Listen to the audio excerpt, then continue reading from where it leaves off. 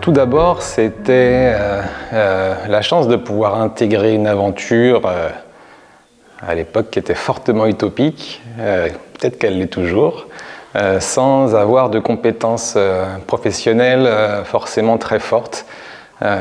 J'avais jamais été cuisinier dans un endroit, on va dire, professionnel, et on m'a fait confiance, plus par rapport à mon envie et ma motivation. Donc j'ai pu apprendre en fait sur le terrain, une école magnifique qui te permet d'avancer assez vite en compétences. D'autant plus que ici tout était fait maison, le fameux du jardin à l'assiette, c'est pas qu'une belle phrase.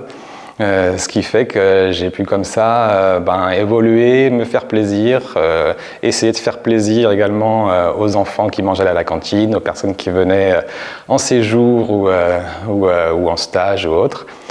Et ça, c'était vraiment très intéressant de pouvoir m'enrichir à cet endroit-là. Donc, j'espère que j'ai aussi apporté du plaisir aux gens qui sont venus manger. Et après, c'était le faire ensemble. Voilà, Inoscope, c'est pas si simple que ça. Sur le papier, c'est très joli. Après, faire ensemble au quotidien, ça demande une bonne prise de recul déjà sur soi-même, et puis d'aller travailler au quotidien pour comprendre également les problématiques de chacun, et puis d'en tirer quelque chose de chouette, d'en tirer une belle synergie avec l'intelligence collective. Et ça, c'était une belle découverte qui me porte toujours aujourd'hui. Là, actuellement, je travaille dans une cuisine collective, donc un peu une suite logique, en quelque sorte, à plus grande échelle, à bien plus grande échelle, mais étant sensible aux produits locaux, aux produits biologiques, et à nourrir les enfants sainement. Du coup, ça m'a vraiment beaucoup servi, et je pense que à cet endroit-là, je peux apporter un petit peu mon expérience.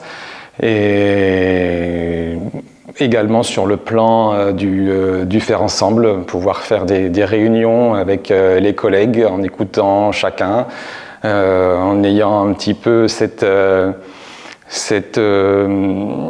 expérience du tour de parole, comment faire quand on n'est pas d'accord, comment est-ce qu'on trouve les solutions, même avec des problématiques relativement complexes. Je peux puiser en fin de compte dans ces douzaines d'années pour trouver tous les outils nécessaires pour avancer. Je vais en partager deux.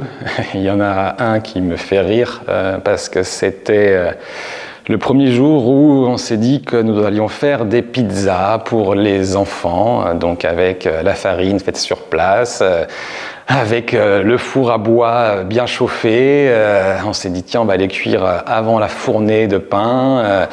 On avait fait plein de belles pizzas et on s'est dit je pense que ça doit être bien. Et donc on enfourne et là en fait la pelle à en bois prend feu, la pizza prend feu, tout prend feu. Donc on s'est dit je pense qu'on a un poil chaud, on va rectifier le tir. Et après effectivement avoir expérimenté la cuisson, c'est devenu un peu une institution. Tous les vendredis les enfants mangent des pizzas et je pense qu'ils s'en plaignent pas.